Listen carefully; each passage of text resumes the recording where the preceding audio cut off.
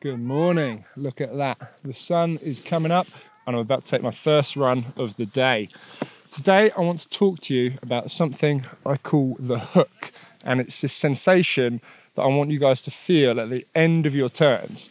Because one thing I've noticed, and I've been teaching a lot now, we're into January, I've been taking on a lot of clients.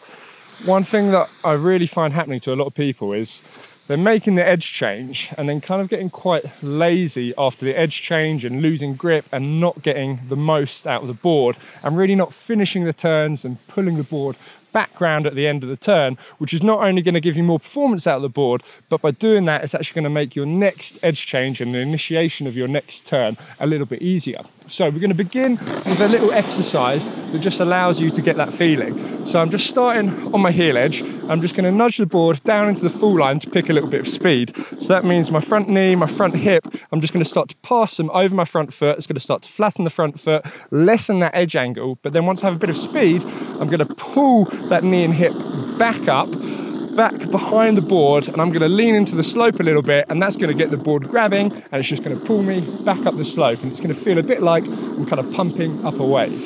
So a little bit of speed, and then just lean back into it, pull yourself back up the slope. And now what you can see behind me in my track right there is I have that little hook where the board just grips and comes back up the slope. So let's just do a few of these on both of our edges.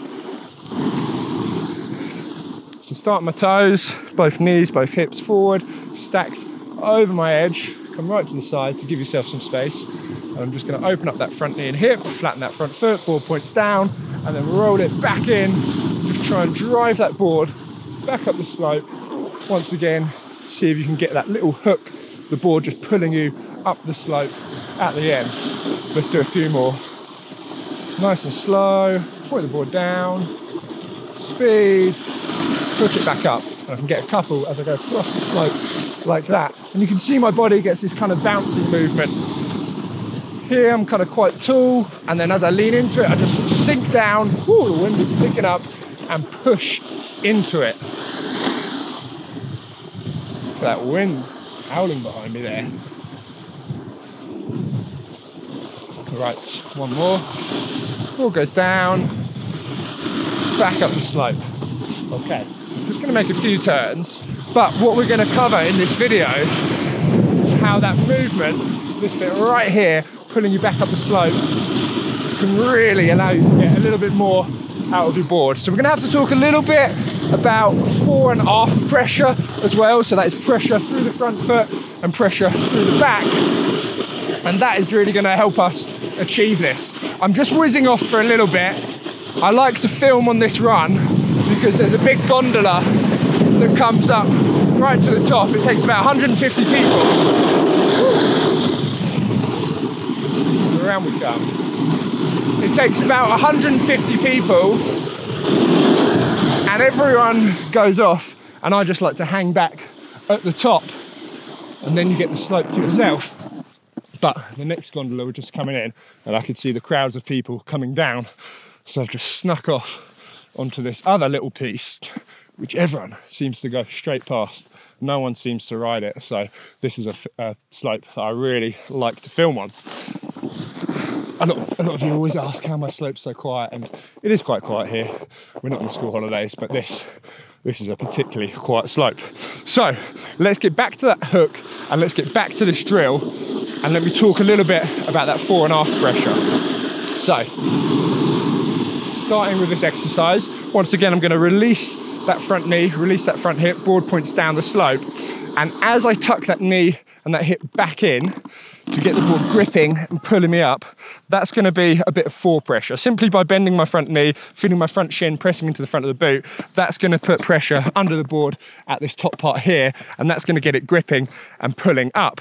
But then as it starts pulling up, as it's turning back up the slope, that foot's kind of done its job, and I'm just going to shift my weight a little bit to my back leg and just push a little bit of pressure through that back leg, and that's going to drive the board even further up. And when people talk about getting pop and snap out the turns, it's because you kind of load the board up. We've got this cambered section under the board, or even if you've got a hybrid or a rocker section, when you're in a turn, you bend against that.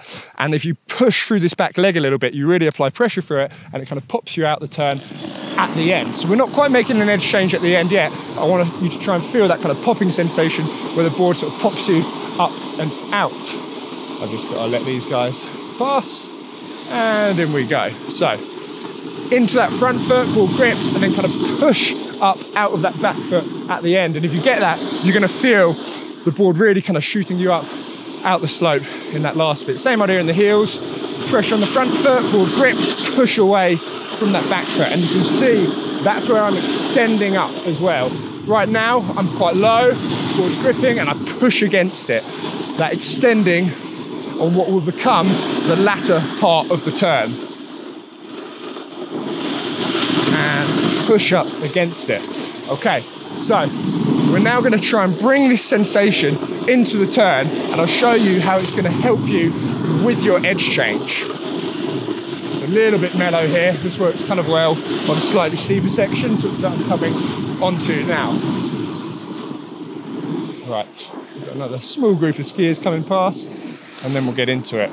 So the moment I want to make that edge change is as soon as the board starts pointing up, as soon as I push against that back leg, now I'm going to push off that back leg, and I like to say it's like you're pushing off a diving board. Yes, there's extension, but now it's not just going to be straight up against the board, it's going to be up and pushing my centre of mass away, pushing it down the slope so that I can launch myself into that edge change. So coming round and push up, over we go into that edge change. Okay, and you can just try this with sort of one turn at a time. Really kind of feel that sensation, get the timing and the coordination of this rhythm. So on the toe side, sink into it, push up and away, and round we come. So you might just be able to see it behind me there, my track. What this is allowing us to achieve is this hook, and it doesn't always have to be back up the slope. At least if you just come across the slope and do what we call closing the turn or finishing the turn, that's going to be really good. But the reason that this is so helpful, it not only allows you to grip fully through the turn, but if you do bring that board back up the slope, higher up the slope, you're getting onto your new edge even earlier in the turn, which is a great thing because it means you're then in control of what the board's doing. It gives you more time to sink down and get into a strong position and steer the board through the turn. But the thing I really like is because when we're turning, all we're doing, every single edge change, is crossing our centre of mass over the board. There's this kind of constant dance between our turn shape and our centre of mass passing back and forward over it. And if you can get the board to come back up the slope, you're essentially bringing the board back up towards you, back up towards your centre of mass, and therefore the movement with your upper body doesn't actually have to cross as far over the top of it. And if we just come back to what I was talking about at the start of the lesson with what I was seeing in some of my clients, if you make the edge change and you don't keep driving the board through the turn, so let me just kind of do that now. I'm coming around, made the edge change, but now I kind of get a bit lazy. My board's going down this way, but essentially my body needs to cross over it there as well. And that's kind of quite a big movement that I have to make. And when you're on steeper slopes, you know, if the slope's really going down, that movement becomes even bigger. And if the board's getting away from you and you're trying to kind of get over the top, it becomes quite scary. And you might have noticed there, I ended up a little bit on my back foot. And it's so much easier if you actually just keep that board pulling back up through the slope as well. So we're going to bring this into some turns, and this can work if you're on a more mellow slope with carve turns as well. It's a little bit steeper here, so I'm not going to purely carve them. There'll be a bit of rotation through the board, but I can still get the board gripping and coming back up the slope at the end. So let's get into it. Coming round, up the slope, over we go. That's the hook right there. Push off it from that back foot. Push off that back foot. Push up and off that back foot. So I lost my timing of it a little bit there. So anyway, make a few without talking, and I'll give you a bit of demo. Shut up, Malcolm. Okay. Okay, up we come, over we go. More mellow here, so I'm not doing it here. I'm doing more open turns. It's about to get a little bit steeper. down in this next section. See how the snow is. Hasn't snowed for a while here. We've got some icy patches there.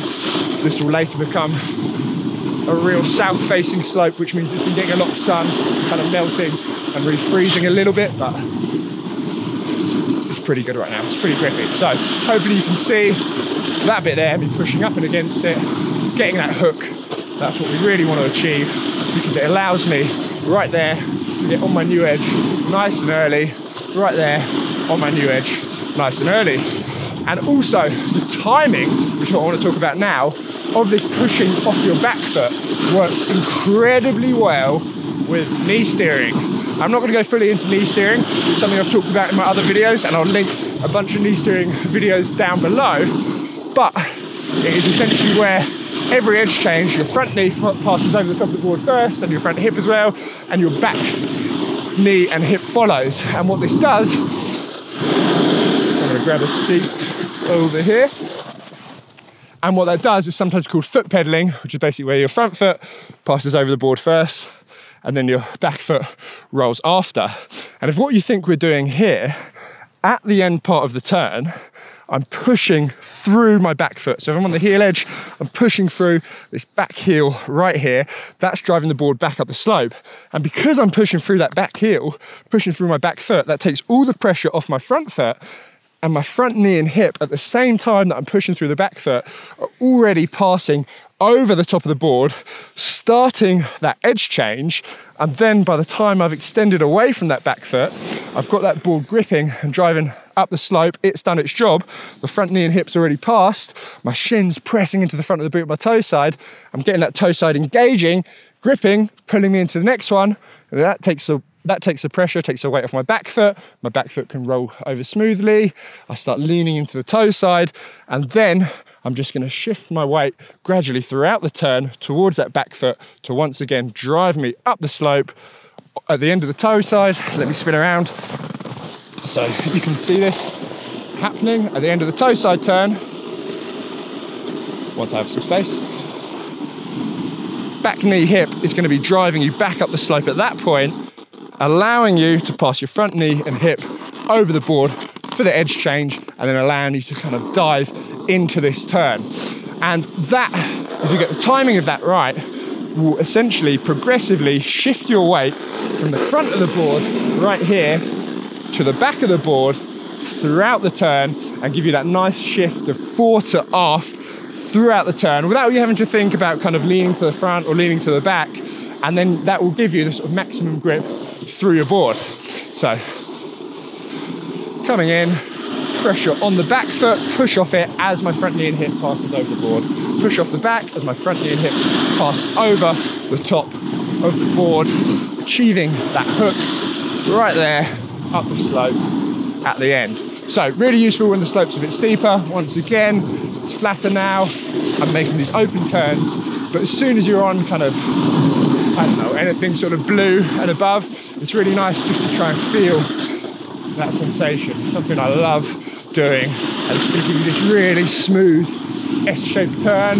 It's good for you to be a little bit more dynamic on the board, making these kind of pushing and sinking down movements. When you want to start riding powder, things like that, that really helps. You can kind of push against the snow, push yourself up and out of the powder as well. So a bit more techie, a little bit more in-depth today. I hope you've enjoyed this video. Apologies that I've still been in the shade. I normally like to always try and film when the sun's fully up, but just hasn't quite got over the top of these mountains yet. If you've got any questions, guys, drop them in the comments down below. I know I don't get to reply to all of them, but I do, I promise you, always kind of read through them, and I love hearing your ideas. You know, I've made well over 100 videos now. Sometimes I get a bit stuck for what else to talk about. So, you know, things you have, I definitely want to get to them.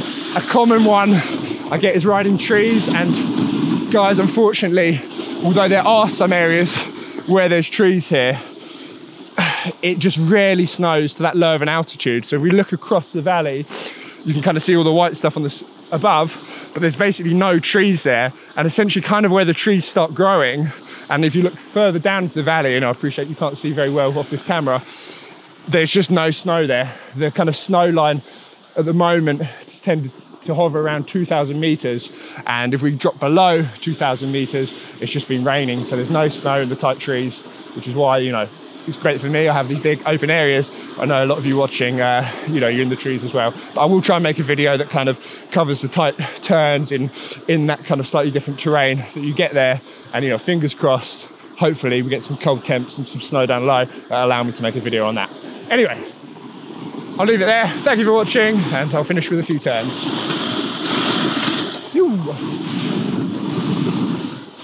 Oh, lovely.